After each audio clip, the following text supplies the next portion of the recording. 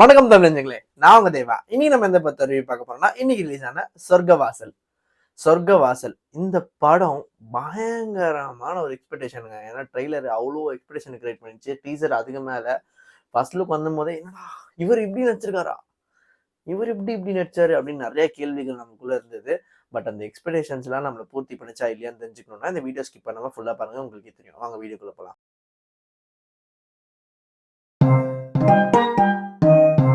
First சொர்க்கவாசல். இந்த படத்துல ஆர்ஜே பாலாஜி நடிச்சிருக்காரு, செல்வராகவன் நடிச்சிருக்காரு, கருணாஸ் நடிச்சிருக்காரு, அது இல்லாம சந்தானா பாரதி, அப்புறம் ஏகப்பட்ட பேர் நடிச்சிருக்காங்க கேஸ்ட் அண்ட் க்ரூ. பட் ஆனா இந்த படத்தை மேஜரா ஹோல்ட் பண்றது யாருன்னு பாத்தீங்கன்னா யாருமே இல்ல, கதை.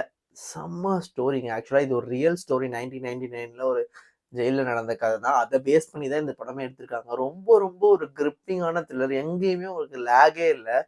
இந்த மாதிரி தான் இப்போ நம்ம படம் பார்க்கணும் அப்படின்லாம் எனக்கு தோணுச்சு இன்னைக்கு. ஏன்னா அந்த அளவுக்குங்க எங்கேயுமே ஒரு லேகே இல்லாம அவ்வளோ சூப்பரா எடுத்துட்டு போயிருந்தாங்க. ரொம்ப ரொம்ப சூப்பராகவே இருந்துச்சு. முக்கியமா ஆர்ஜே பாலாஜி பக்காவா பண்ணிட்டாரு. ஆர்ஜே பாலாஜி நடிச்சிருக்காருங்க அப்படின்னு தான் சொல்லணும். ஏன்னா எல்லா படத்துலயும் கொஞ்சம் என்னடா அப்படின்னு இருக்கும்.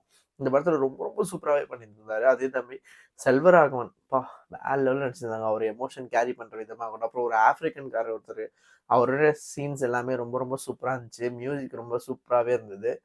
முக்கியமா இந்த படத்துல பாராட்ட வேண்டியது ஆர்ட் டைரக்டர். அது ஜெயில் செட் தான் நினைக்கிறேன் எனக்கு தெரிஞ்சு. ஏன்னா அவ்வளோ சூப்பரா செட் போட்டிருந்தாங்க. ரியல் ஜெயிலுக்குள்ள போயிட்டு நம்ம இது பண்ற மாதிரியே இருந்தது. அவ்வளோ சூப்பரா இருந்தது. அதை தாண்டி இந்த படத்துல ஸ்கிரீன் பிளே எப்படி ஒரு எங்கேயுமே யாருக்குமே போர் அடிக்காம ஒரு ஸ்கிரீன் பிளே எழுத முடியும் யோசிச்சு வச்சு எழுதியிருக்காரு போல டேரக்டரு, அப்புறம் ரைட்டரும் சேர்ந்துதான். ரொம்ப ரொம்ப கம்மியான வயசுல இருக்க பசங்க தான் எடுத்தாங்கன்னு ஆர்ஜே பாலாஜி இன்டர்வியூ கொடுத்துருந்தாரு. அதுக்கு ஏற்ற மாதிரி ரொம்ப ரொம்ப தரமான சம்பவம் பண்ணாங்க. கண்டிப்பா நீங்க இதை போய் தியேட்டர்ல பார்க்கலாம். அந்த அளவுக்கு ஒர்த்தாவே இருக்கும். ஓரளவுக்கு படம் ஸ்டார்டிங்ல இருந்தே ஸ்லோவா தான் போகும். அதுக்கப்புறம் ஒரு ஒரு புஷ் பாயிண்ட் வந்ததுக்கப்புறம் படம் வேற லெவல்ல ஸ்பீடா போயிடும் மக்களே. முக்கியமா செகண்ட் ஹாஃப்லாம் அவ்வளோ ஆக்ஷனு, அவ்வளோ பிளட்டியா இருந்தது. ரத்தம் தெறிக்க தெறிக்க ஒரு த்ரில்லர் மூவி மாதிரி இருக்கும். ரொம்ப ரொம்ப சீன்ஸ்லாம் இருந்தனால தான் படத்துக்கு கொடுத்துட்டாங்க.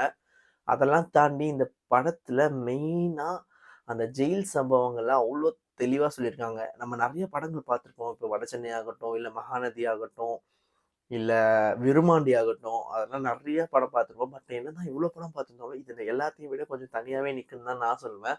அஜய் பாலாஜி பர்ஃபார்மன்ஸ் ரொம்ப ரொம்ப சூப்பராகவே பண்ணிட்டாரு. அது இல்லாம செல்வராகவனுக்கு பக்காவான ஒரு உறுதுணையா இருந்து ரொம்ப ரொம்ப சூப்பரா பண்ணிட்டாரு. கருணாஸ் செம்மையா பண்ணிட்டாரு. எல்லா கேரக்டருமே பக்காவா எழுதியிருக்காங்க. இங்க வந்து மெயினா என்ன பிரச்சனைனா, இந்த படத்துல யார் ஹீரோ யார் வில்லன்னு உங்களால கடைசி வரையும் கண்டே பிடிக்க முடியாது. அந்த மாதிரி தான் ஸ்கிரீன் பிளேவே எழுதியிருப்பாங்க.